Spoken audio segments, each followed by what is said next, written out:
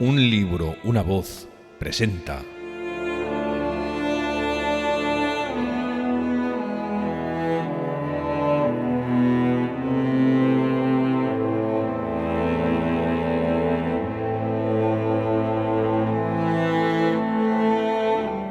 Los hermanos Karamazov. Un libro escrito por Fyodor Dostoyevsky.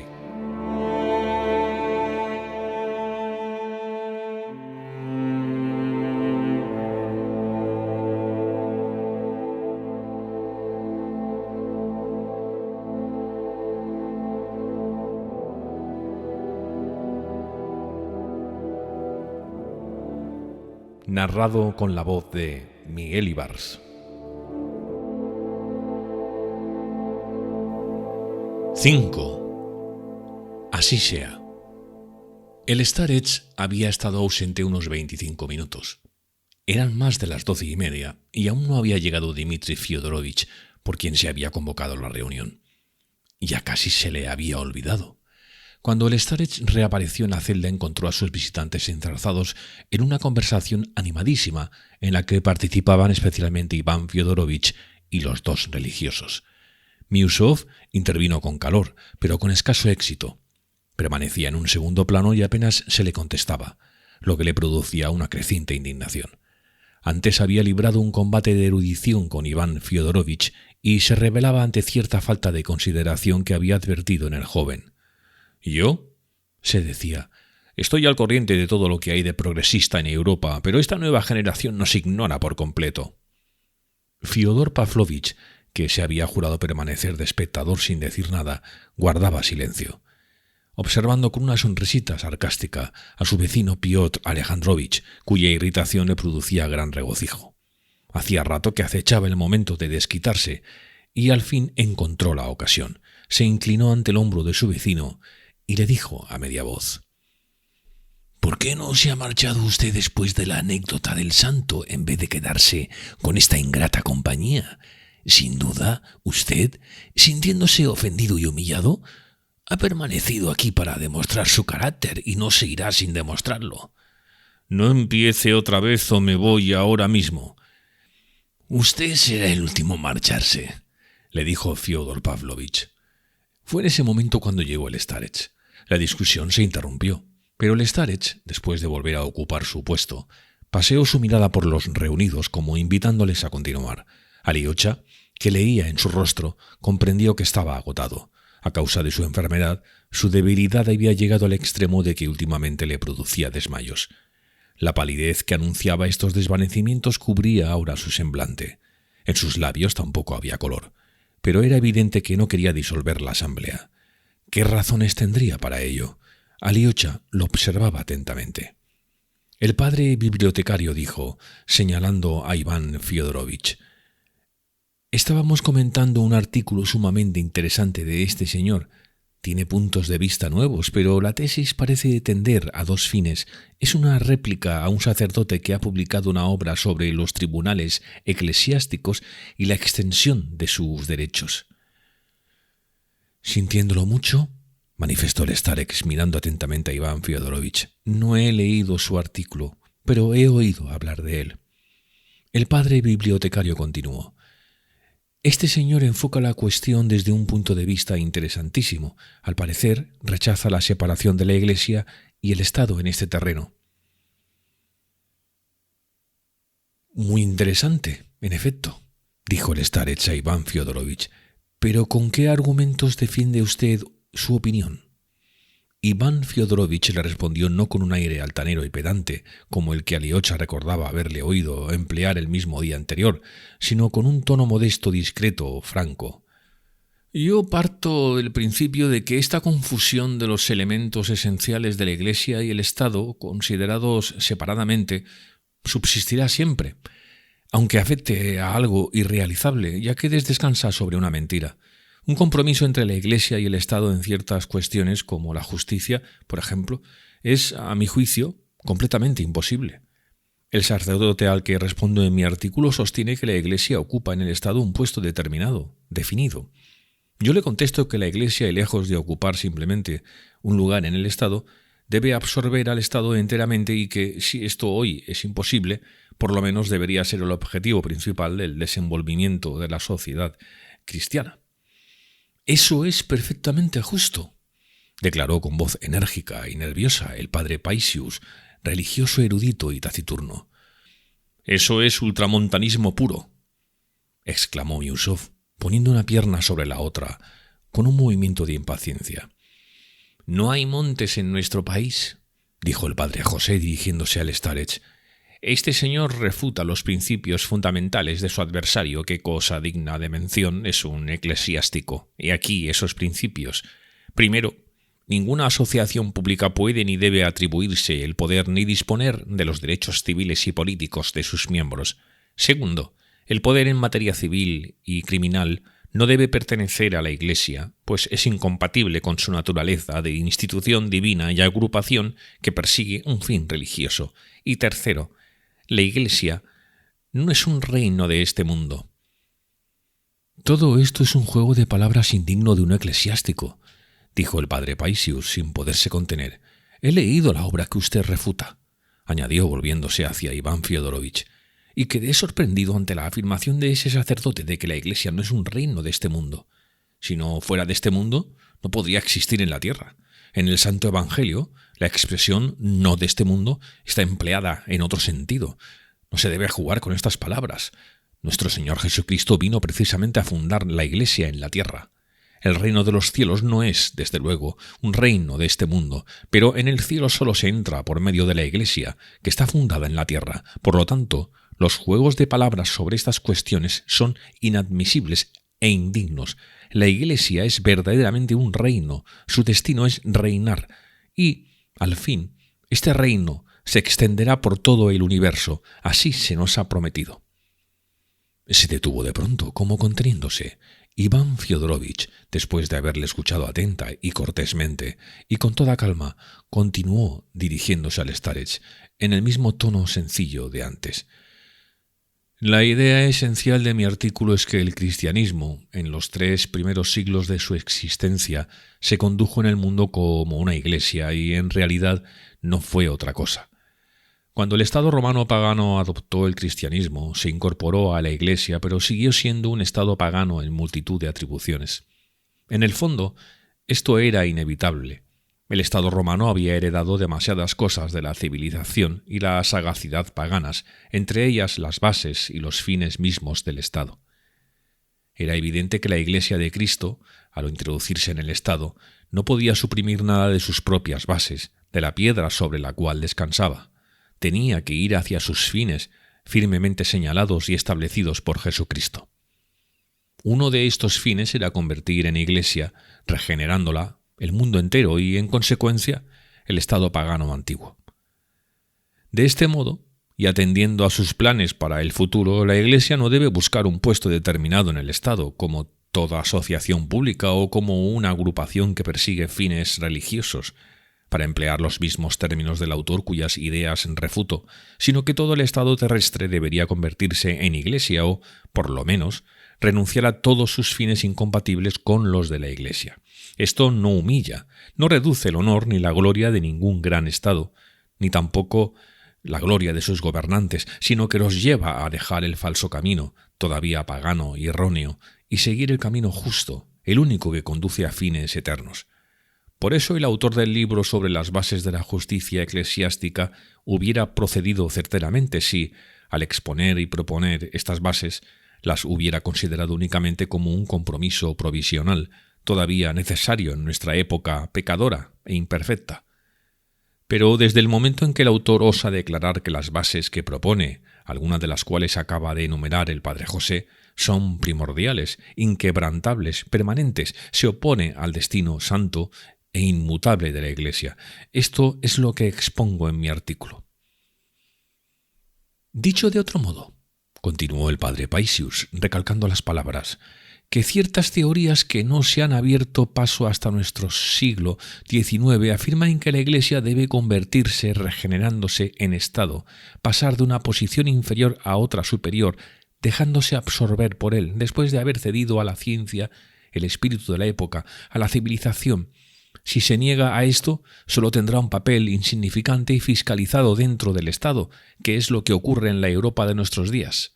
Por el contrario, según las concepciones y las esperanzas rusas, no es la Iglesia la que debe transformarse en Estado, pasando de un plano inferior a otro superior, sino que es el Estado el que debe mostrarse digno de ser únicamente una Iglesia y nada más que una Iglesia. Así sea, así sea. Le confieso que me ha reconfortado un poco, dijo Miusov sonriendo y volviendo a cruzar las piernas.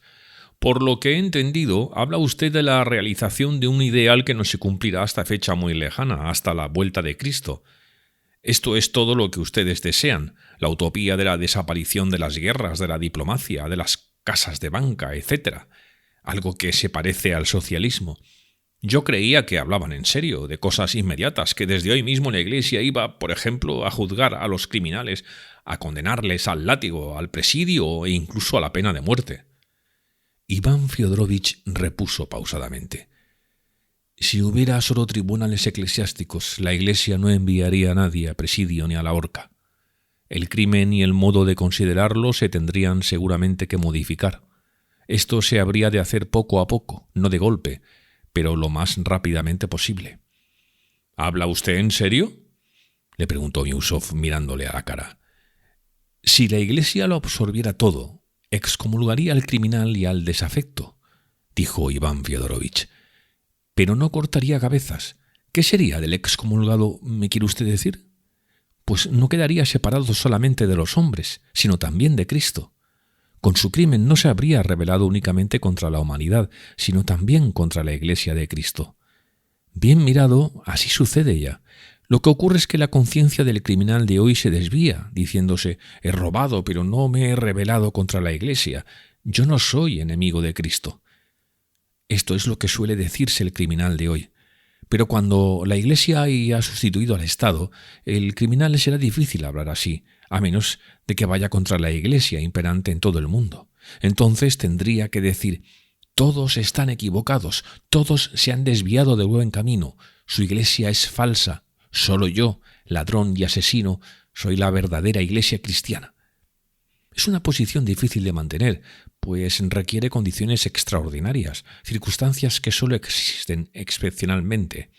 Por otra parte, ¿no hay un resto de paganismo en el punto de vista actual de la Iglesia respecto al crimen? En vez de preservar a la sociedad cercenando un miembro gangrenado, ¿no sería mejor que cometiera francamente la regeneración y la salvación del culpable? ¿Qué quiere decir esto?, intervino Miusov. De nuevo no le comprendo. Eso es otro sueño disparatado, incomprensible. ¿Qué significa esa excomunión? Francamente, Iván Fiodorovich, parece que usted no habla en serio. Observen ustedes, dijo el starets, hacia el que todos se volvieron, que si la Iglesia de Cristo no existiera, el criminal no tendría freno para sus fechorías ni recibiría un verdadero castigo. No un castigo mecánico que, como el Señor acaba de decir, solo produce generalmente irritación, sino un castigo real, el único que atemoriza y aplaca, el que consiste en la confesión que descarga la conciencia. Permítame que le pregunte cómo es eso posible, dijo Miusov con viva curiosidad. Se lo explicaré, respondió el starets. Las condenas a trabajos forzados, agravadas años atrás con castigos corporales, no enmiendan a nadie y, sobre todo, no atemorizan a casi ningún criminal. Convenga usted en que cuanto más tiempo pasa, más aumenta el número de crímenes. De ello resulta que la sociedad no queda preservada en modo alguno, pues aunque el miembro nocivo sea cercenado mecánicamente y enviado muy lejos, donde queda oculto a la vista de los demás, aparece otro criminal, o tal vez dos, para cubrir el puesto vacío. Lo único que hasta ahora protege a la sociedad enmienda al criminal y lo convierte en otro hombre. Es la ley de Cristo, expresada por la voz de la conciencia. Solo después de haber reconocido su falta como hijo de la sociedad de Cristo, es decir, de la Iglesia, el criminal la reconocerá ante la sociedad misma. Así, solo ante la Iglesia puede reconocer su falta, no ante el Estado. Si la justicia dependiera de la sociedad como Iglesia, sabría a quién relevar de la excomunión, a quién admitir en su seno. Como hoy la Iglesia solo puede condenar moralmente, renuncia a castigar materialmente al criminal. Y no lo excomulga, lo envuelve en sus paternales métodos de curación. Es más, se esfuerza en mantener con el criminal todas las relaciones que mantiene con el cristiano inocente. Lo admite en los oficios, le da la comunión, lo trata con caridad, más como a un extraviado que como a un delincuente. ¿Qué sería de él, Señor, si la sociedad cristiana, es decir, la Iglesia, lo rechazara como lo rechaza y lo aísla la sociedad civil? ¿Qué sería de él si la Iglesia lo excomulgara a la vez que se aplica la ley del Estado? ¿No existiría en el mundo mayor desesperación, por lo menos para los criminales rusos que conservan la fe? Por otra parte, podría ocurrir algo horrible, que el corazón lacerado del criminal perdiera la fe. No, la Iglesia, como una tierna madre, renuncia al castigo material, pues considera que el delincuente, castigado con sobrada dureza por los tribunales seculares, necesita que alguien se compadezca de él. Además, y sobre todo, renuncia a ello porque la justicia de la Iglesia, única que conoce la verdad, no puede unirse, ni esencial ni moralmente, a ninguna otra, aunque la unión sea provisional. No es posible transigir sobre este punto. Según dicen, es muy raro que el criminal extranjero se arrepienta, ya que las doctrinas contemporáneas confirman su idea de que el crimen no es un crimen, sino un simple acto de rebeldía contra un poder que le oprime injustamente. La sociedad lo excluye con una fuerza que se le impone de un modo puramente mecánico, y a esta exclusión añade el odio. Así, por lo menos, se cuenta que ocurre en Europa. Y además de añadir el odio, lo acompaña de la mayor indiferencia y de un olvido absoluto del destino ulterior del culpable. Todo ocurre, pues, sin que la Iglesia demuestre alguna de piedad, pues en muchos casos allí ya ni siquiera hay iglesia. Solo quedan eclesiásticos y edificios magníficos. Aquellas iglesias luchan desde hace tiempo por pasar del plano inferior al superior, por convertirse en estados. Así, por lo menos, parece ocurrir en las zonas luteranas. En Roma hace ya 1000 años que la Iglesia se erigió en estado. Con esto, el criminal no se considera miembro de la Iglesia. Se ve excomulgado y cae en la desesperación. Si vuelve a la sociedad, suele hacerlo con tal odio que ella misma lo arroja de su seno. Ya pueden ustedes suponer cómo termina esto. En la mayoría de los casos parece que ocurre lo mismo en nuestro país, pero en realidad, en muchos de nuestros tribunales contamos con la Iglesia, y esta Iglesia no pierde el contacto con el criminal, que sigue siendo para ella un hijo querido. Además, subsiste, aunque solo sea en teoría, la justicia de la Iglesia, que si ahora no es efectiva, lo será en el porvenir, y que el criminal admite por un impulso instintivo de su alma. Aquí se acaba de decir algo de cuya exactitud no hay duda, que si la justicia de la Iglesia entrara en vigor, es decir, si la sociedad en masa se convirtiese en Iglesia, no solamente la justicia de la Iglesia influiría en la enmienda del criminal de modo muy distinto de como ocurre ahora, sino que el número de crímenes disminuiría en proporciones incalculables. Y no hay duda de que la Iglesia trataría en la mayoría de los casos el crimen y a los criminales de un modo completamente distinto de como lo hace ahora actualmente.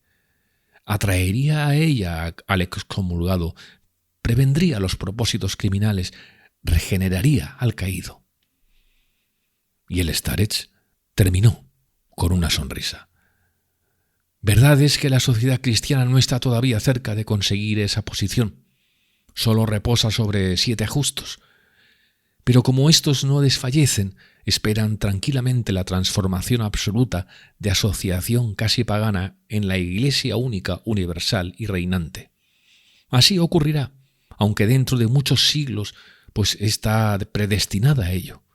No hay que inquietarse por las dilaciones, ya que este proceso misterioso depende de la sabiduría de Dios y de la presencia de su amor. Lo que para los ojos del hombre parece muy lejano, está tal vez a punto de cumplirse para la predestinación divina. Así sea. Así sea, repitió respetuosamente el padre Paisius.